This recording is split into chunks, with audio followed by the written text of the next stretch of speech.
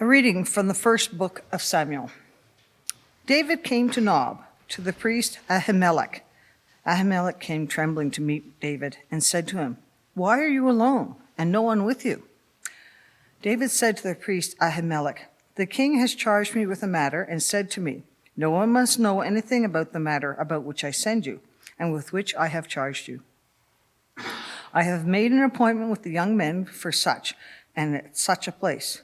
Now then, what have you at hand? Give me 5 loaves of bread or whatever there is here."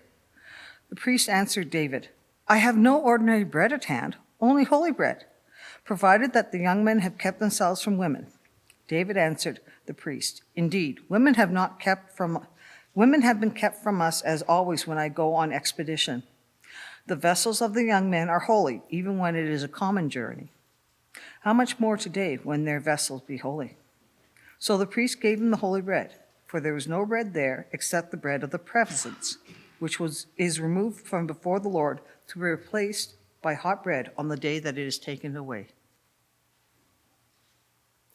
Hear what the Spirit is saying to the church. The Lord be with you. And also with you.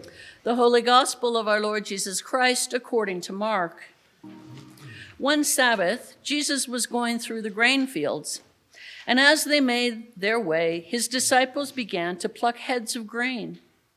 The Pharisees said to him, "Look, why are they doing what is not lawful on the Sabbath?" And Jesus said to them, "Have you never read what David did when he and his companions were hungry and in need of food?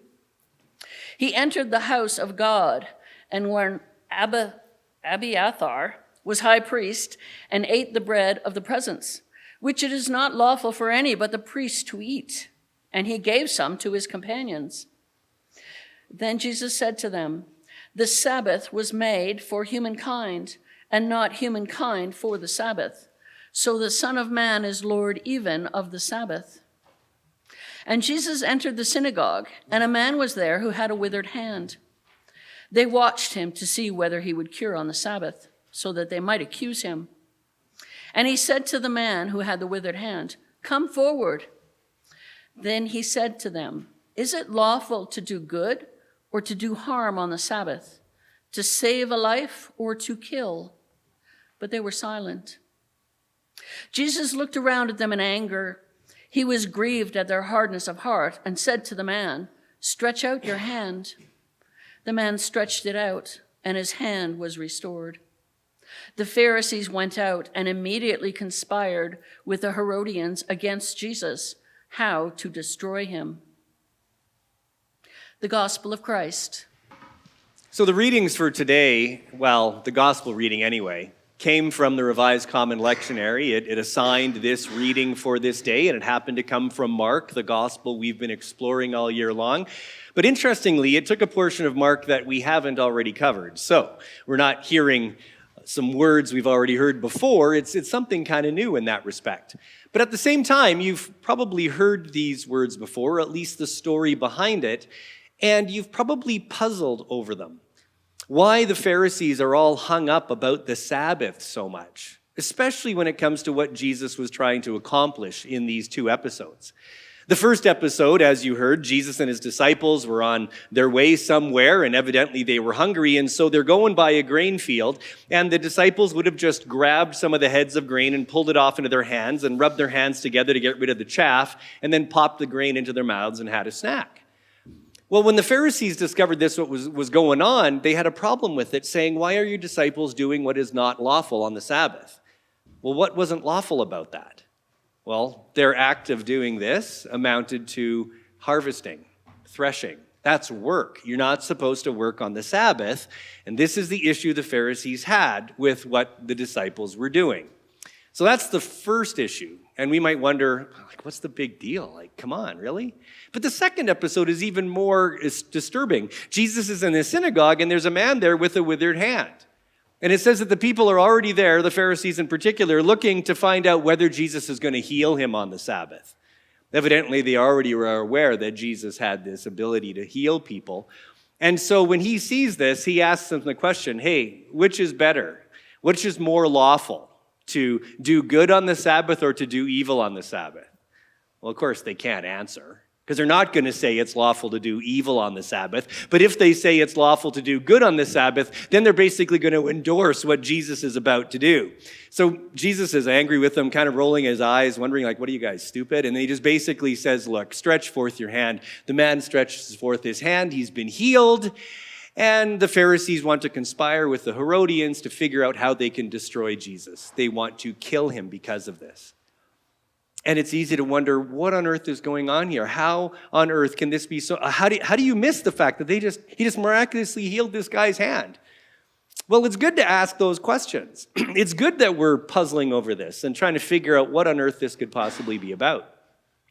So let's discover it.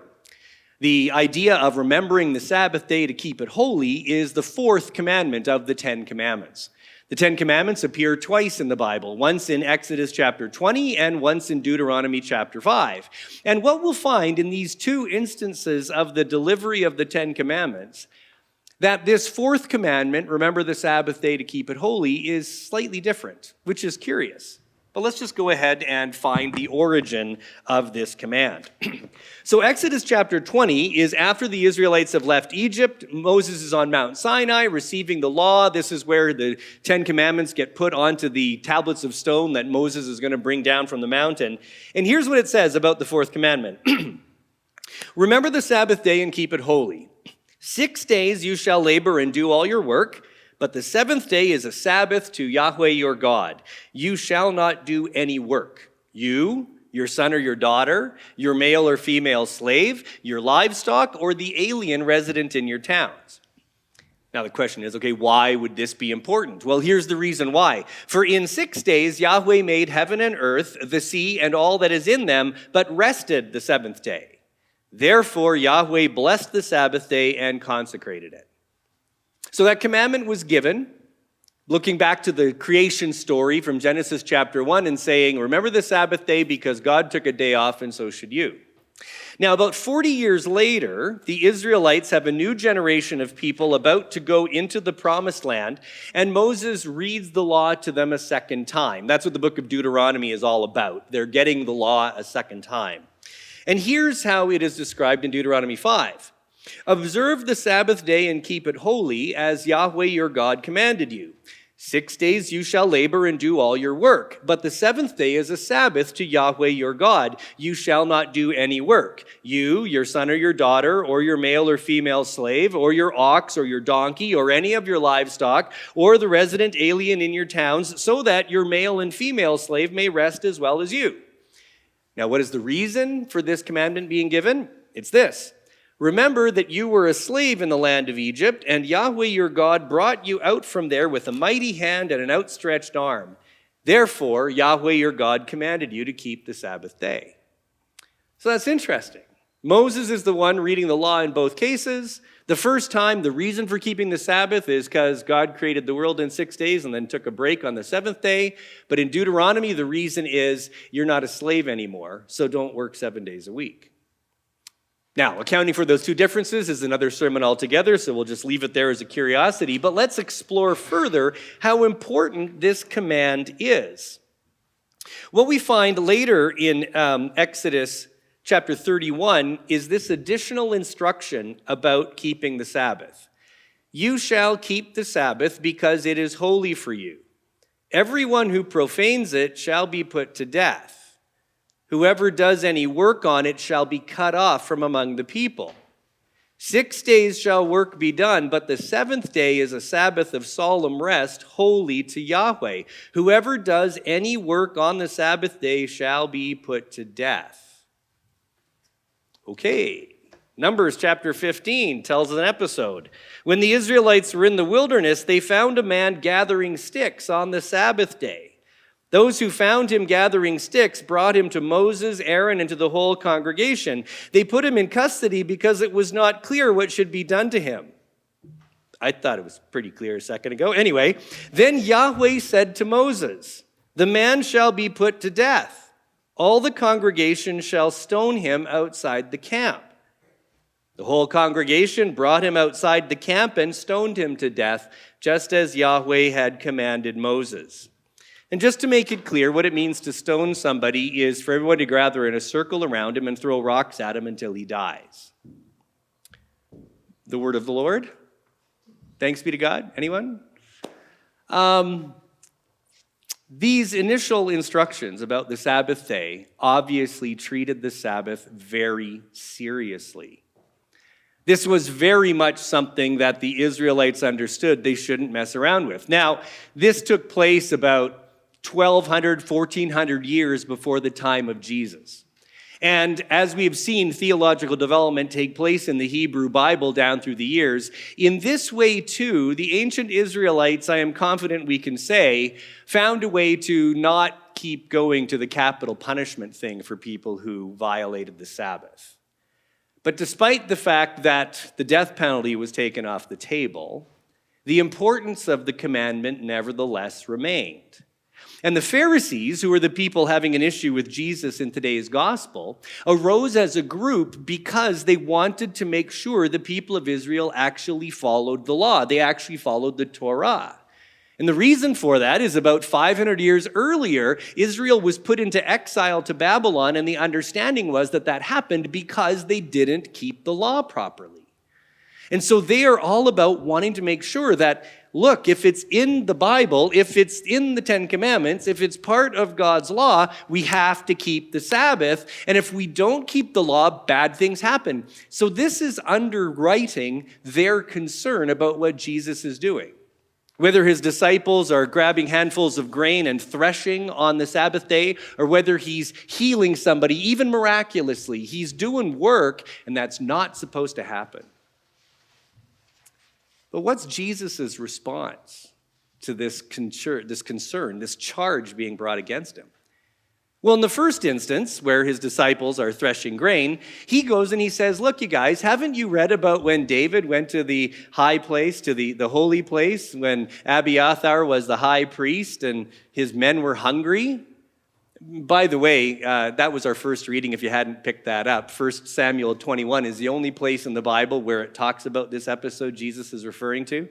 Another curiosity, the priest in 1 Samuel 21 is Ahimelech, but in Mark it says it's Abiathar. So either Jesus was wrong in saying which priest it was, or the gospel writer of Mark was wrong and got his priest mixed up. That's another sermon altogether anyway, but just saying, just acknowledging the discrepancy. But what had happened in this time of David? David had a bunch of men with him, his military campaign. It was a secret campaign. The king, Saul at the time, didn't want him to tell what it was. But he's traveling and his men are hungry. And so he comes to the tabernacle where the worship of God would be. And he asked the priest for food to feed his men. And the priest is okay with David and his men, and they're ceremonially pure and all that. But he says, the problem is the only bread we have is the bread of the presence. And it's not lawful for anyone but the priests to eat the bread of the presence. Now, what is the bread of the presence? Well, when you would come into the tabernacle back then, or the temple later on, the priest would see 3 pieces of furniture right in front of him. There would be an altar of incense. There would be a golden candlestick. This is the menorah, like the 7-pronged candlestick you see in Jewish temples and stuff. And there would be the table of showbread. And this bread was called the bread of the presence. And it would be put there every day as an offering to God, and only the priests were to eat it. It's kind of like the bread here when we do Eucharist. When it's consecrated, it's special. You don't just treat it like any other bread. It's for a specific purpose. This is exactly the situation here. But Jesus says, look, when David and his men were hungry, he went to the priest and asked for bread. And the priest said, all I've got is this bread that it's only lawful for priests to eat. But you know what? I'm going to give it to you anyway. And so David's men are fed, technically by breaking the law, because that was the right thing to do. Jesus is saying to the Pharisees, we're in the same kind of situation. I'm traveling with my disciples. They're hungry. They're having a snack. In this case, the Sabbath concern ought to be suspended in favor of my men being fed. And in the second episode, where the man with the withered hand comes into the synagogue, Jesus is clearly saying, look, any concern about whether I'm working on the Sabbath or not needs to be suspended in favor of this man now being healed and being made whole. How on earth could that not be what the Sabbath is about? So that's his response. Now, how he justifies this response is interesting. It's after that first episode. He says an interesting statement. He says, look, the Sabbath was made for humankind, not humankind for the Sabbath. So the Son of Man is Lord even of the Sabbath. And so with that statement, he bases his actions. Now, what's interesting about this statement is we see this same scenario appear in a couple of the later Gospels. Matthew and Luke, which were written after Mark, also make this statement, except they leave out the first part. The Sabbath is not made for humankind, the Sabbath was made for humankind, not humankind for the Sabbath. Matthew and Luke leave that out. They just have Jesus say, the Son of Man was Lord even of the Sabbath. And I think the reason for that is because what that seems to be saying is, Jesus is saying, because he uses this title, the Son of Man, it's from Daniel and Ezekiel, he applies it to himself, and he basically says, I am the Lord of the Sabbath. I'm the one who can make the call here. After all, as later Christian theology will understand, I'm God, God wrote the law. If I'm God, I can make the call. And I'm quite confident that's what Matthew and Luke were thinking, that they left that statement in there. But there's a challenge with that thinking. Simply because in the Gospel of Mark, you don't see an emphasis of Jesus being God in there. Jesus being the Son of God, sure. And we're only in chapter 2 of Mark. Not to mention, that whole strategy wouldn't exactly work with the Pharisees anyway. If they're already having an issue with Jesus violating the Sabbath and he says, oh, it's okay, I'm God, I can do this. Oh yeah, that'll work. They'll be ready to stone him right there for blasphemy, for claiming to be God. There's no reason that ought to be taken that way. So what's going on here? Well, here's the thing, and you got to walk with me on this. The Gospels were written in the language of Greek, but Jesus and his disciples would have spoken the language of Aramaic, which is a dialect of Hebrew. And in Aramaic, the language they actually spoke, the word for humanity or humankind and this title, the Son of Man, is the same word. It's the word bar nash. The word bar in Aramaic, as in Hebrew, means son of, and nash would mean man, mankind, humankind, humanity, whatever nuance you want there, right? And so you have this same word appearing those 3 times. The Sabbath was made for Barnash, not Barnash for the Sabbath. Therefore, Barnash is Lord even of the Sabbath. So it literally means Son of Man, but it generally means, like, we're all sons of men. We're all sons of humanity. So if we read it as though it is the title that Jesus is taking for himself, I am the Son of Man, then we would read, the Sabbath was made for the Son of Man, not the Son of Man for the Sabbath. Therefore, the Son of Man is Lord even of the Sabbath. And if that's all about the title Jesus is taking for himself, then what he's basically saying is, the Sabbath was made for me, not me for the Sabbath. Therefore, I am the Lord of the Sabbath. Which makes 0 sense with the Sabbath commandment. Because the Sabbath commandment is clearly for the benefit of all. You don't work on the Sabbath so that you, your sons and daughters, your slaves, even your animals get to have a day off. So it makes no sense to translate it that way. But if we translate it the other way, the Sabbath was made for humanity, not humanity for the Sabbath. Therefore, humanity is Lord even of the Sabbath. We pause for a moment and think, can that actually be right? That sounds like we're allowed to play a little fast and loose with the law, aren't we? And I think that's exactly why Matthew and Luke leave that out and just go with the Son of Man is the Lord of the Sabbath. And we know that Jesus is the Son of Man, so that makes it good. But I think Jesus intended it to be written the way we just looked at. Humanity is Lord even of the Sabbath. Now, you might ask, how can that possibly be? This is God's law. Are we saying that we can just do what we want with God's law? Well, let me ask you this. Don't we do that already? How many of you actually hold the Sabbath the way it was originally written in Exodus 20 and Deuteronomy 5? Does anybody here not work on the Sabbath day? Those of you who are retired don't count. You don't work any of those days, right? Okay. The reality is that generally speaking, I mean, in Canada, at least up until the 1980s, we tried to protect Sunday as a day not to work, but then the Sunday shopping rules came in, and now chances are, even if we don't work on the Sabbath, chances are we make somebody else work. Do you ever go to a restaurant on the Sabbath day? Do you ever go shopping on the Sabbath day? You know, it's there. The Christian church decided that the Sabbath shouldn't be Saturday anymore. Let's make it Sunday instead, which is already different from what the scriptures were saying.